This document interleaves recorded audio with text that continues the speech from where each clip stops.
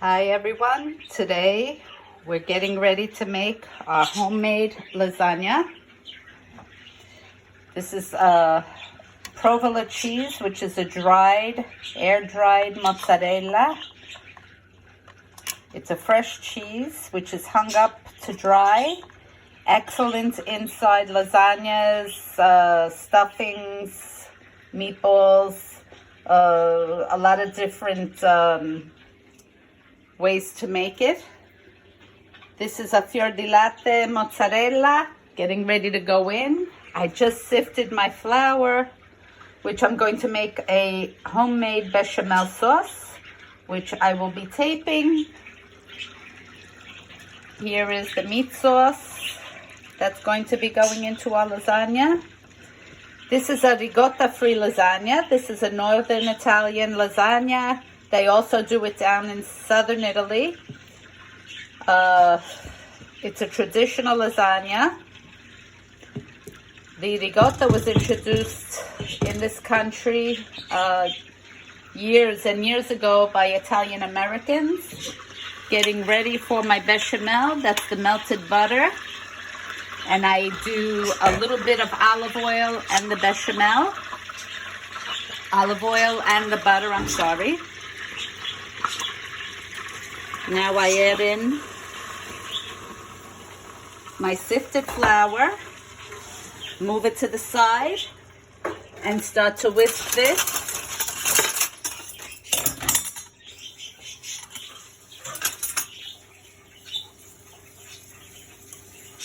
And we're getting the base ready. As soon as this is all incorporated to each other, let me lower the flame over there. We'll put it down to a 3. We're going to start to add the milk. And then you cook it down. You have to make sure it's smooth, no lumps in the bechamel.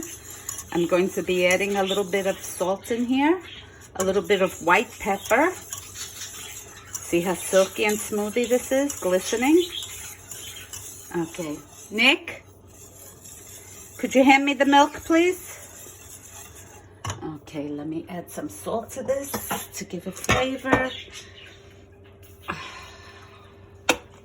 Nick, I need you. I need you. Right now, darling. I don't want this to get ruined because of Nick. Let me take it off the fire. Okay, see? See the consistency? Look. Okay. Now we're gonna, Nick, please. It's gonna get ruined. This is very delicate. I'm doing a video. Come over here. Come, come. Hold this like this. Say salud. Hi, everybody. Nicky, like this. Stay still. Don't go near the sauce. Okay. Let me get some salt in there. Okay. I use a kosher salt, which is a thicker salt. You actually use less and you get the same advantage of using more of a smaller sauce, but the salt flavor in the kosher salt is more intense.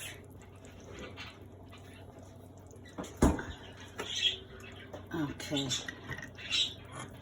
Now we add in our milk slowly. Okay, now we could bring it back on the flame because the milk has been introduced. And we're gonna go slow with this. See, now it gets a little harder because of the cold milk. And we're gonna heat this up slowly.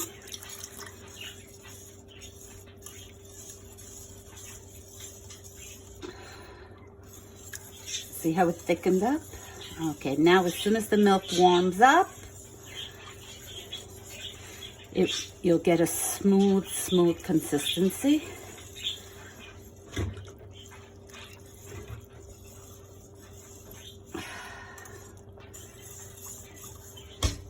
Okay, and then we cook it down and it becomes velvety. delicious in the lasagna. You get a much lighter, firmer lasagna. Not everyone here is a fan of the ricotta. Okay, so I used a quarter of a half gallon of milk. And this is looking good. See? Now I'm going to add a little white pepper, which is actually called white pepper. Right? Okay. Put a little bit in. See? It's much lighter. So what this does is it's nicer on the palate. It's a more intense flavor, but you need less of it. And you don't get grinds because this is grounded. See? Once you mix it in, you don't even see it. Okay. Now we have to heat this up. And we're gonna make it get to a nice texture. You have to stay next to it because if it starts to lump up, it's no good no more.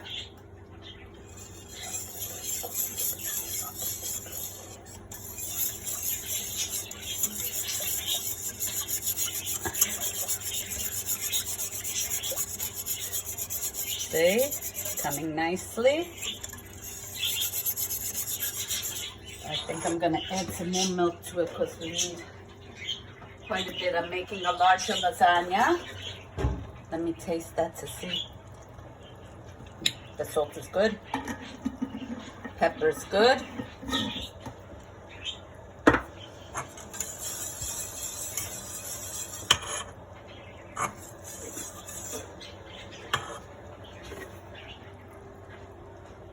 Stay still, please. Thank you. Okay.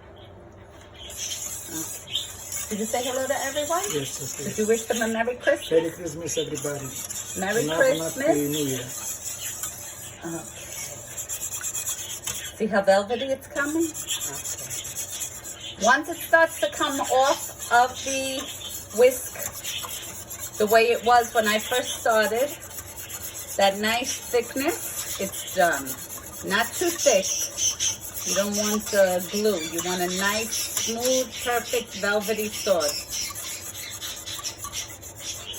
The birds are talking too. They're telling you not to make it lumpy. And Merry Christmas.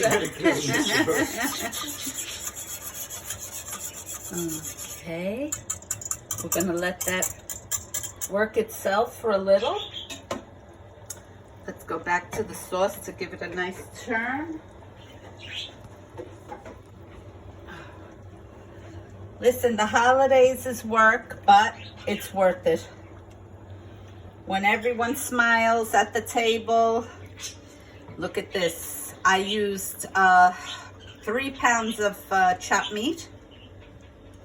I have 3 stalks of celery, cut very small.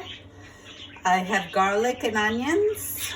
I put in half a white onion, half a Calabrase red onion, and I put in 1 small shallot. I have 2 carrots, which were larger size, peeled, diced, and washed before we put in.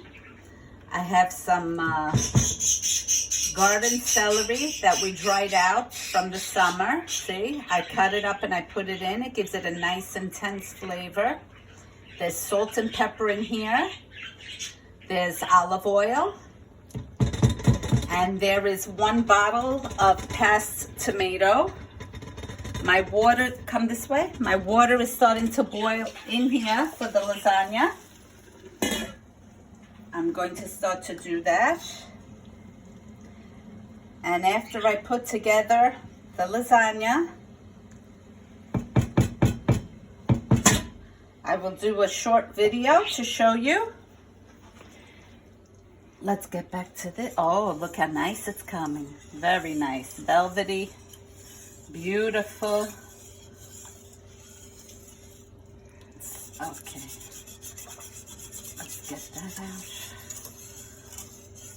You can't keep away from it for more than a minute.